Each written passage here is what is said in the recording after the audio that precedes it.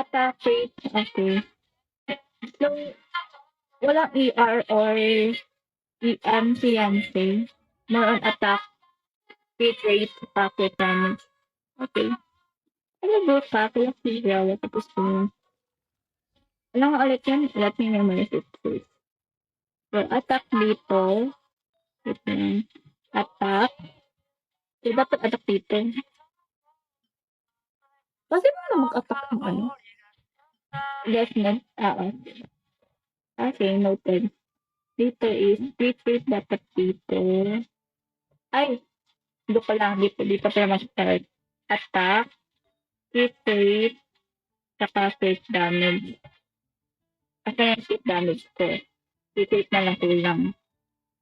Pero if possible, if I can see crit damage na mga ganun substance,